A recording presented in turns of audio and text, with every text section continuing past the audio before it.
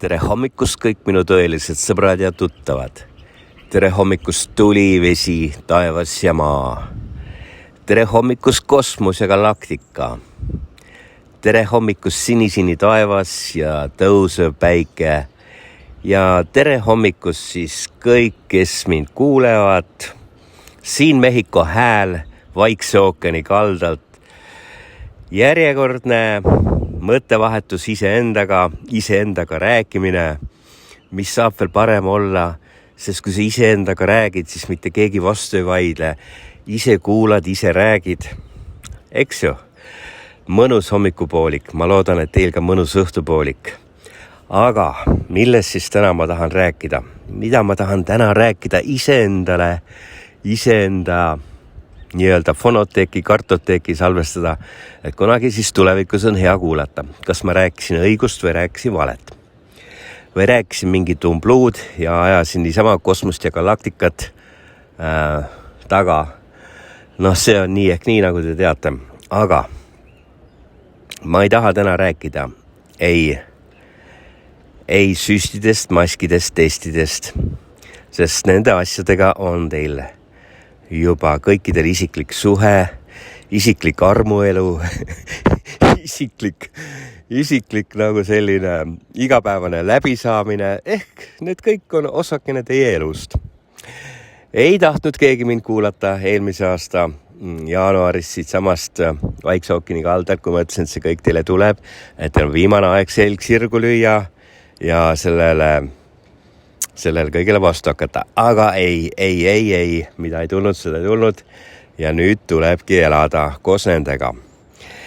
Enne kui ma asun põhiteema kallale, mis oleks siis Venemaa teema tegelikult, see sõjateema ja Ukraina teema ja NATO teema ja ma tahaks öelda seda, et täna jooksis üks uudis läbi ja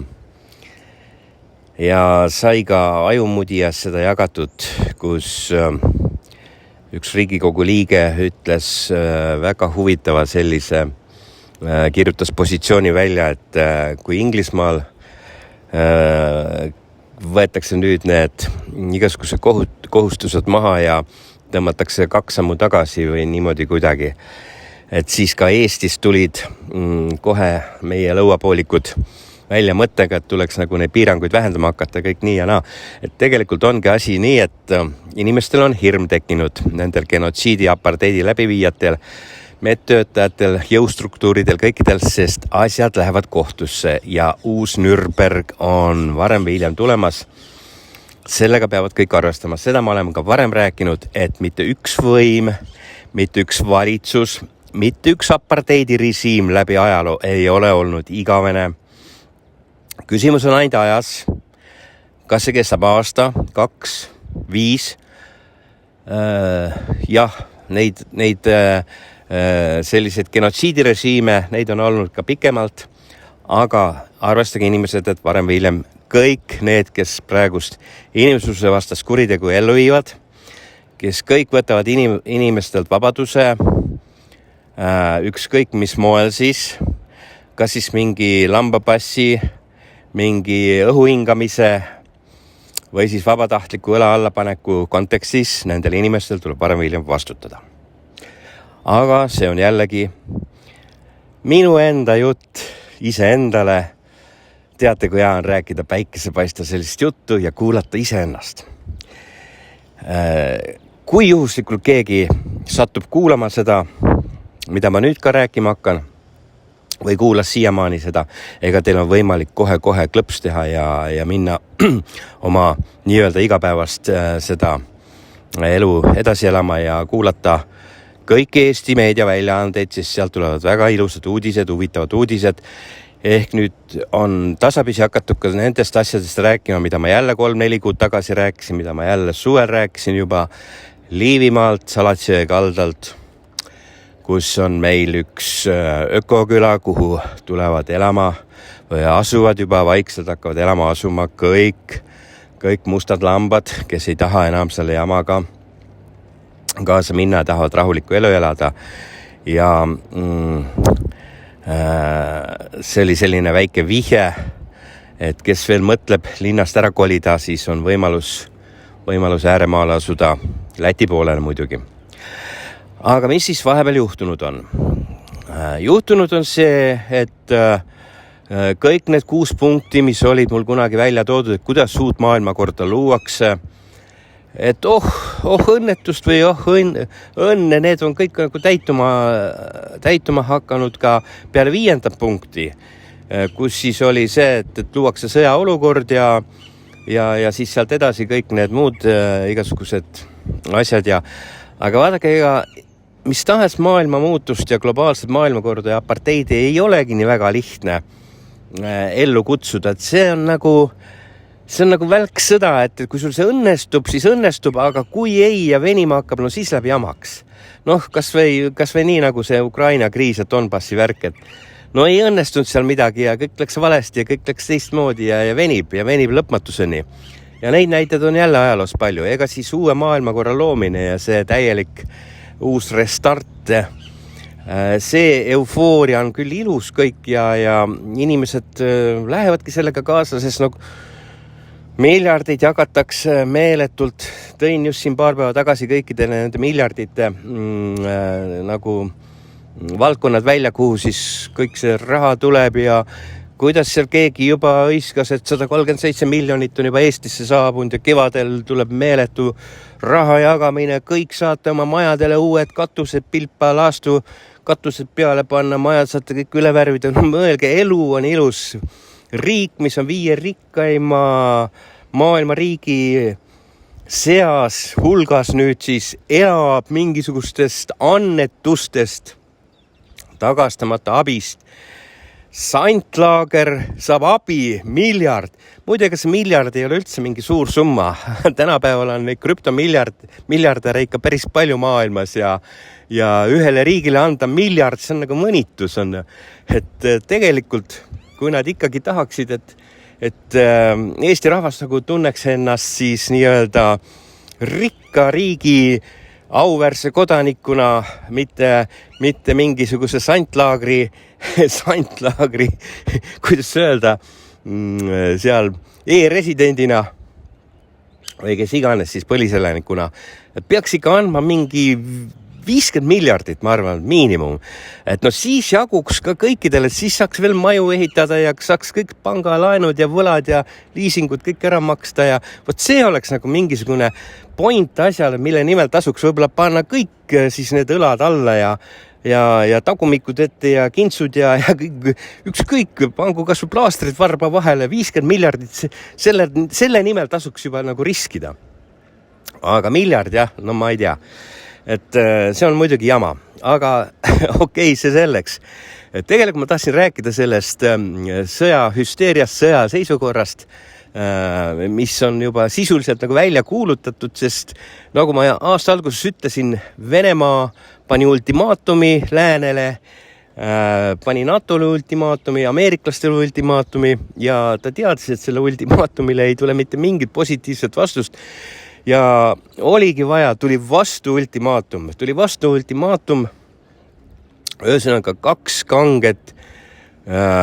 kanget siis praegust on rinnad punni ajanud, kõhud punni ja nüüd no vaatame, et see on nagu selline sumamaadlus käib praegust riikide tasandil, Venemaa, Ameerika Ühendriigid, Hiina, Inglismaa, võib-olla Prantsusmaa, Euroopa kui selline, Saksamaa, Balti riikidest ei tasu üldse rääkida, need on nii-öelda sellised suurriikide vahelised pupsikud ja sõjaolukord ongi aetud siis nii kaugele, et tagasiteed kummagil enam ei ole ja mis kõige huvitavam on see, et NATO isegi ei arutanud selles mõttes ja Ukraina ei arutanud selles mõttes, et kuidagi tagasi tõmmata seda hooba ja kõike seda hüsteeriat, sest mis vahe see on jälle, et kus Venemaa oma vägesid liigutab ja mis regioonis ta õppusi teeb, et NATO pani siis vastupidi veel suurema ultimaatumi vastu, et ei, et me toome neid vägesid, teisi vägesid, relvi juba saadeti Ukrainale sinna kusagilt USAst vist, kui ma eksi, 200 miljoni eest juba laaditi maha lennuki peal, ma ei tea, 200 miljonit lennuki peale ära mahutab ikka, et ega neid ei pea 10 lennukit olema, et seal võis olla mingisugune jälle kallis tehnoloogia või mingid super-relvad või mingisugused küberrelvad. Aga point on nagu selles, et konfrontatsioon või see, ütleme, vastuseis on loodud praegust sedavõrd kõrgele, et mitte kummagi poolel enam tagasiteed ei ole. Aga vaadake inimesed, ärge keskenduge pealkirjade nii-öelda lugemisele lihtsalt nii kuidagi. Et õppige lugema nagu ridade vahel ja diagonaalis ja vaadake suurt pilti. Et ma ei tea, kas keegi siiamaani on aru saanud või ei ole aru saanud, et tegelikult ju globaalse maailmakorra loomine käib kõikide suurriikide ühe taktikepi all. Kõik ühe taktikepi all teevad seda. Teeb seda Ameerika patsient, teeb seda Putin, teeb seda Inglismaa, Prantsusmaa, Saksamaa, kõik absoluutselt. Hiina on eriti siis pioneer, kõik see Hiina uiguuri digitaalne QR koodisüsteem, jälgimissüsteem, see on ju kõik tähendab, see on kõikide nende suurriikide ühine projekt. Kas te nagu mõistate seda? Et see, mida praegu seal mingisugused kallased või need, kes iganes, toome USA vägesid juurde, see on ainukene meie kaitse. Vabandage väga, rahval ei ole sellest mitte mingit sooja ega külma. Kui on ülemaailmne genotsiid, aparteid, digitaalse koonduslaagri loomine, siis nii tehakse. Te võite seal karjuda, rääkida ja kirjutada mis tahes artikleid. See kõik on näitemäng. Inimesed, see on selline näitemäng, et kujutage ette, et te istute praegust, mitte just esireas, aga kusagil seal, ma ei tea, parimates kohtades, loožides, Eesti, Läti, Leedu loožid, kõik pilootriigid. Ühesõnaga, see, mis kõik teie ümber toimub, see on sedavõrd suur näitemäng, et hakake lõpuks aru saama, et teist mitte midagi ei sõltu sellest Eesti nendest esioinastest mitte midagi, absoluutselt Riigikogust ei sõltu midagi, nad täidavad täpselt seda käsku, mida globalistid annavad ja kõike seda on juba loodud, eelnevalt ette valmistatud 10 aastat, viimased 5 aastat väga põhjalikult valmistati selleks ette, nüüd viimased 2 aastat siis selle Mehhiko õlleviiruse nähtamatu vaenlase tuules on siis asi aetud tõesti nii kaugele, et nüüd on vaja see kogu kupatus põhja lasta, kogu kapitalism. Jällegi, kes mind kuulas, mäletab, kui ma rääkisin, te kaotate kõik töökohad, te kaotate kõik töö, majandus lastakse pekki, kõik, no kui palju seda teatrit on vaja teile veel teha, et te sellest nagu aru saate, et see kõik käibki niimoodi. Aga no loomulikult jälle, kui see miljard on jagamisel, no see võtab südamelt lausa soojaks. No tuleb näitemänguga kaasa minna, vahepeal on vaheajad näitemängul, lähete saalist välja ja jalutate, teete väikse konjaki, joote kohvi, arutate, et küll oli üks näitleja ja teine oli halb. See võiks vähekese lihvida veel oma sellist imidžit ja teisel näitajal võiksid teised riided seljas olla ja siis lähete jälle saali tagasi. Siis tuleb vaikus ja siis hakkab näitemäng jälle uuesti peale, mille iga vaatuse vaheajal või mingid teatud situatsioonides kõik aplodeerivad, sest see on ju nii ilus ja see on nii võimas. See on sedavõrd võimas, et parem, kui see näitemäng üldse ära ei lõppeks ja no kes see sealt teatris koju tahab õhtul siis minna? Lähme joome jälle konjakid vaheajal ja tassike kohvi, arutame, käime vahepeal vetsus, kohendame oma ridiküüle, värmime huuli, kulme, kohendame soengut, loputame nägu igist ja siis lähme jälle sinna saali ja lavale ja mängime edasi seda.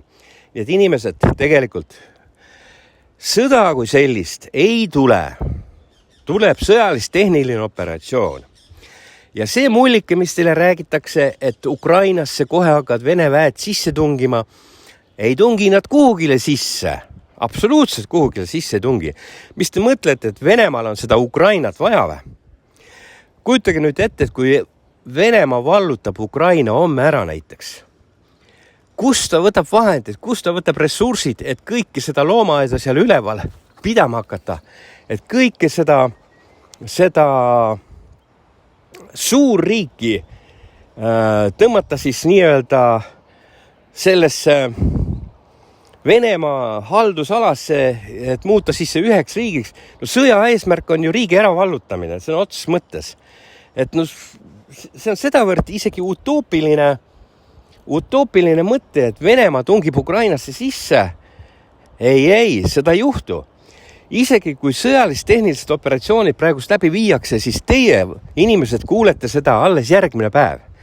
Isegi kui raketid kuhugile lastakse, siis need ei lasta mitte Ukraina rahva pihta, vaid lastakse just samuti nende NATO-Ameerika vägede põhipunktide, sidevahendite, relvaladude ja nende peale. Võt seal tekivad provokatsioonid, seal tekivad situatsioonid, raketid lendavad võib-olla, aga jällegi püüdke kinni, kus see rakett tuli, kas askis Põhja-Korea, Iraan, Venemaa või kes iganes. No kuulge, mõelge, see on kõige sõjalist-tehniline operatsioon, et see ei ole ju mitte mingi sõda. Ja need operatsioonid tulevad, need tehakse. Ja neid operatsioone on ju edukalt ette näidanud, nagu ma ütlesin varem ka, et USA, NATO, kõik need sõjaretked, mis nad on teinud, kõik need Kosovo pommitused ameeriklaste poolt ja Iraagi sõjad ja Liibüad, ma ei hakka jälle järjekorras neid nimetama, et kus on kõik need rahuvalvemissioonid. Nüüd tulebki kõik rahuvalvemissiooni egiidi all Venemaa, Hiina, USA, Saksamaa leppisid kokku, et teie vaene rahvas peate ellu jääma, teid tuleb kaitsta ja nüüd sinikiivrid, ÜRO, rahuvalveväed, kes iganes sisse tulevad. See on ju igati kompu, sest vaadake, Eesti see kõige suurem pioneer täna kirjutas jälle seal, või noh see, kes juhib seda Eesti värki kõike, see üks ilus preili, et kallid ameeriklased, tulge ruttu sisse, me vajame teid vähemalt 4000-5000 tükki siia. Noh, mõelge nüüd, milleks siis kahurilihaks või neid valdusi kaitsma, mis on siis nii-öelda globalistide käes, kõik need pangad ja kõik need varad ja laenude põhjal rahva poolt üles ehitatud kinnisvarad. Maru jama on ju, kui valitsus või mingi asi muutub, maru jama, kui äkki tulebki vana hea tsaaririik tagasi, mille nimel siis üleüldse praegu neid noote liigutatakse. No siis jääte ju ilma. Tulge ruttu, ameeriklased, tooge valge laevaga meile kõik abi, 5000 inimest vähemalt. Sest Venemaa kardab seda ameeriklast. Inimesed, Venemaa naerab selle ameeriklase peale, ta naerab, kui idioodid need ameeriklased on. Mul on endal ka selline tunne, et Venemaal ongi praegust veel jäänud võib-olla mõned täie mõistusega inimesed, kes saavad tegelikult aru, et kui loll ja kui idiotismi kuvandiga see kõik välja paistab sealt Ameerika poole pealt, et millegi pärast enam patsiendis üldse ei räägita, sest see peksab seal iga päev jumalast segast.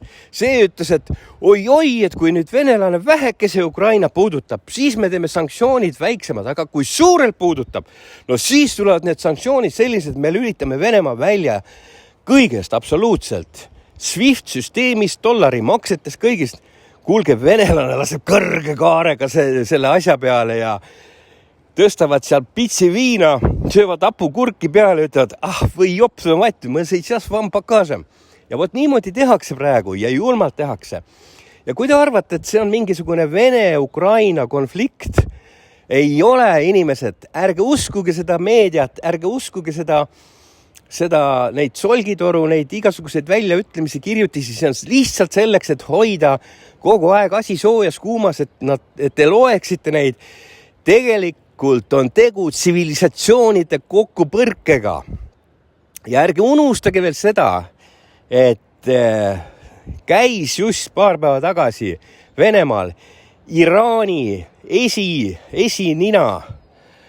Istusid Putiniga laua peal ja ja pidasid plaani laua taga, pidasid plaani, kuidas koopereeruda, kuidas nagu vastu seista USA-le. Ja ärge unustage seda, et kui palju on sõjardeid, moslemi sõja väljaõppega noori mehi Euroopasse sisse kanditud. Vot siit hakkab see tsivilisatsioonide kokkupõrge ja Euroopa ümberjagamine, sest uskuge, Putini eesmärk on Euroopa lammutada. Putini eesmärk ei ole mingi Ukraina. Putini eesmärk ei ole Kiiev. Katsuge aru saada. Seda, mida teile iga päev sisse tambitakse, et kohe läheb sõjaks, ei lähe sõjaks. Praegu jagatakse maailm ümber. Nüüd on küsimus ainult selles, mis sõjalist tehniliste meetoditega sunnitakse NATO taganema, sest vastasel juhul lihtsalt ongi tuumakonflikt. Ei tule mingit sõda, tuleb suurem globaalne mingisugune andmine, võib-olla mitte täisvõimsuses, võib-olla lihtsalt vähekese mõned Euroopa linnakesed lastakse sodiks. Ei ole välistatud, et Baltikumis, ei ole välistatud, et kuskil mujal Euroopa linnas, et kus see sõjakisa ja see sõjakirves nagu kõige hullem on. Eks seda nad teavad ise, kuidas neil see plaan on. Et võib selline asi juhtuda, aga jällegi, kuna globalistid teevad kõik käsikäes tööd, nagu ma alustasin seda asja, kuna Putin, kuna ameeriklane, Biden, patsient, kõik Saksamaa, Hiina, kõik teised suurriigid, kõik viivad sisse tegelikult ühtset globaalset maailmasüsteemi. Et kuidas kõik see hall mass nüüd õla alla pandud, hall mass ära süstitud, maskitatud kõik, kuidas panna nad veel orjusesse, kuidas ühesõnaga kõik saaks selle digitaalse koonduslaagri otsa, et totaalne kontroll oleks, et istuksite toas, kuhugile ei läheks, et äri enam ei tee, saate oma riisipalukese kätte, saate oma toidunormi iga päev kätte, saate oma eurorahad kõik kätte. Vot see on nende eesmärk, mitte Ukraina sõda. Ja nad jagavad praegust kulisside taga seda, katsuge inimesed mõista. Ei, mitte üheski Eesti poliitikust ei sõltu see, mitte üheski isegi mingisugust NATO, mingisugust kindralist ei sõltu see. See asi jagatakse ära kulisside taga ja see, mis siis tulemus on, see peaks jõudma nüüd maailma ette kusagil 10-12 päevaga. Nii et igal juhul see asi on ääretult kriitiline, ütleks niimoodi.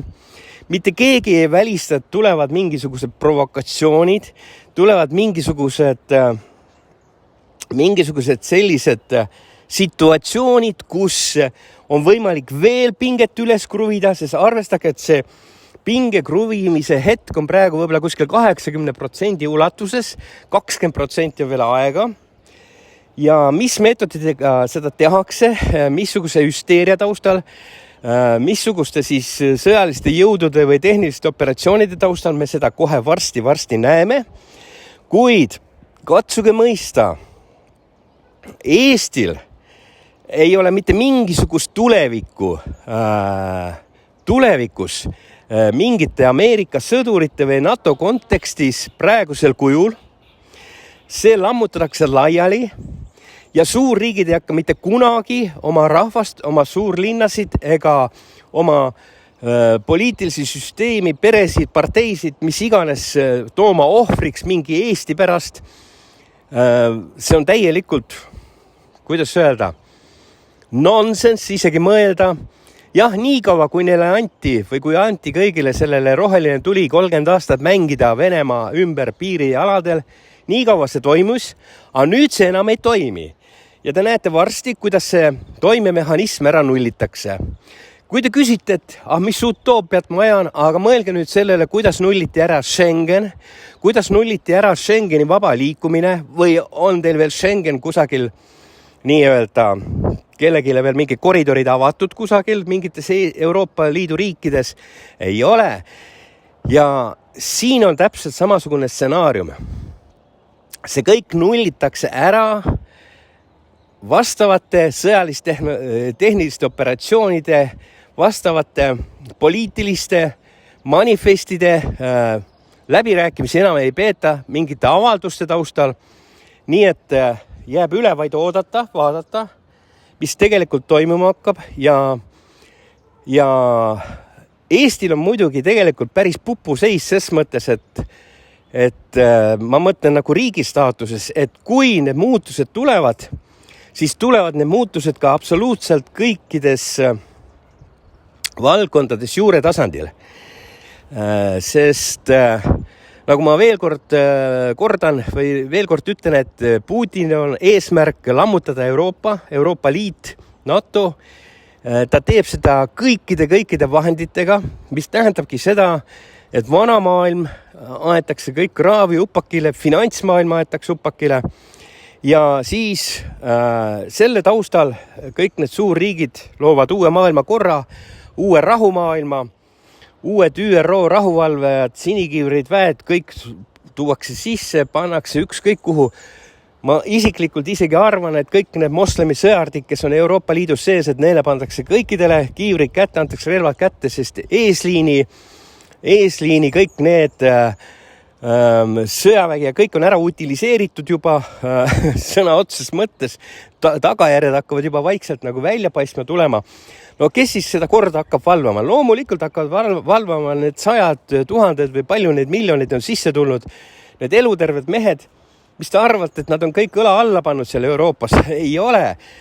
Need, kes on sellises staatuses, sellise elukutse ja filosoofiaga inimesed, need on hoopis teisest puust ja nad mitte kunagi ei allu globalistele korrale, nad alluvad just sellele korrale, mis on nende usk, ehk siis moslemi usk ja nad ootavad käsku. Väga palju on sellest räägitud, nad ootavad käsu nad varsti saavad ja tegelikult ongi tegu tsivilisatsioonide kokkupõrkega, kus siis eesmärk on lammutada Euroopa Liit, NATO, eesmärk on ka kindlasti lammutada Ameerika Ühendriigid, sest teistmoodi nad ei saa seda uut maailmakorda luua, globaalset süsteemi ega ülemaailmselt nii-öelda digitaalset koonduslaagrit. Mis selle kõrvale siis veel öelda? Tegelikult tahtsin päris palju nagu veel midagi just kui ma teist öelda, aga teate, kui raske on rääkida päikese käes. Ma lihtsalt vaatan kogu aeg seda päikese tõusu, seda hommikust harmooniat siin ja no tahes tahtmata lihtsalt see mõte lähebki kosmosesse, galaktikasse. Mõte liigub globaalselt, mõte liigub seal Hiina poole peal, siis liigub kusagil Ameerika poole peal ja tegelikult võib-olla tahtsin rohkem kontsentreeruda just seda Eesti poolt, et mis siis inimestel teha, mida oodata. No igaüks peab millegiks valmis olema. See, et kõik põhja lastakse, sellest peaksite juba ammu aru saama ja selleks tuleb valmis olla nii ehk nii. Kas just otseselt mingisuguseks sõjaks, ei ütleks, et võib-olla mingisugused liikumised toimuvad jah, aga kui Baltikumiga midagi ette võetakse, ei võeta kindlasti ette ainult Eesti kontekstis, vaid võetakse kogu Baltikumi alaga. Me ei tea, mis toimub praegu täpselt Valgevenes, järgmine stsenaarium, aga kuidagi vaadake seda pilti suuremalt, sest Venemaal räägitakse ka päris palju Baltikumist, mitte ainult Ukrainast. Ja selge on see, et mitte keegi, mitte mingid järeleandmisi Vene poole pealt tegema ei hakka. Neil on väga selge seisukoht, et NATO vonna tšuda 1997 piiri taha, kus see oli, ajage ise näpuga, ärge guugeldage, uurige. Ja ma arvan, et see kõik saavutatakse. Missuguse hinnaga, missugustel meetoditel ja mis siis edasi saab?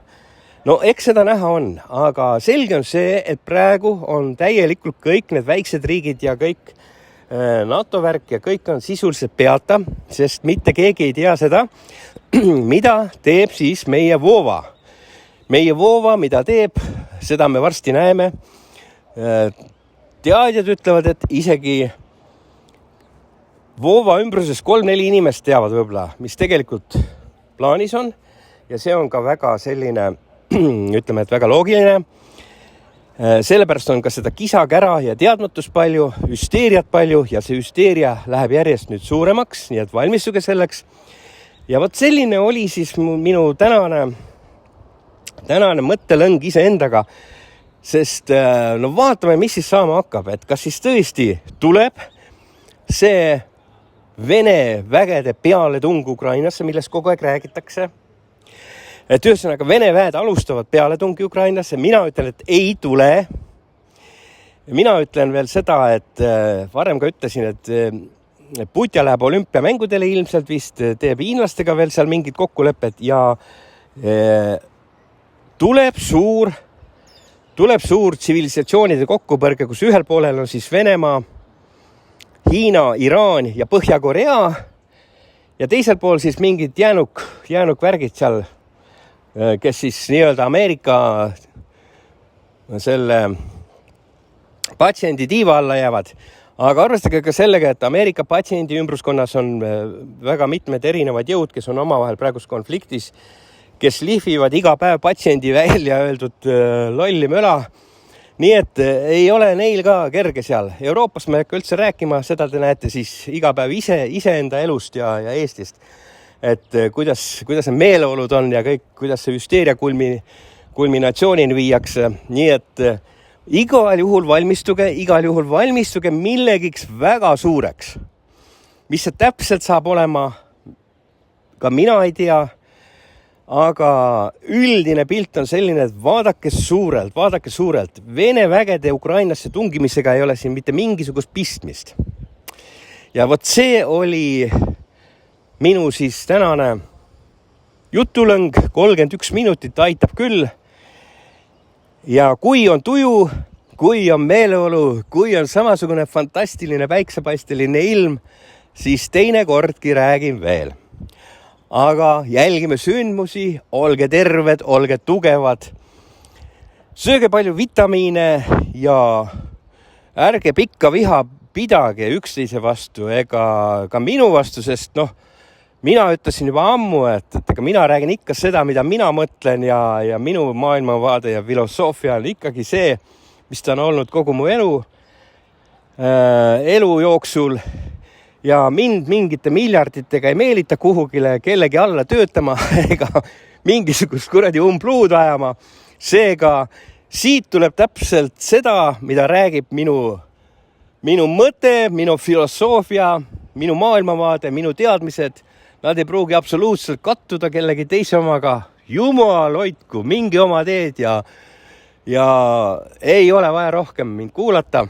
Sellepärast, et see on ainult nendele, kes oskavad siit välja noppida siis ühte koma teist, et võib-olla siis lähitulevikus ja ka tulevikus, kaugemas tulevikus oma elus vähekese paremini hakkama saada ja nautida seda elu siiski sellisena, kuidas see suur looja, kuidas kosmos ja galaktika on meile selle kätte andnud, kuidas ta on meile kandiku peal selle ette serveerinud.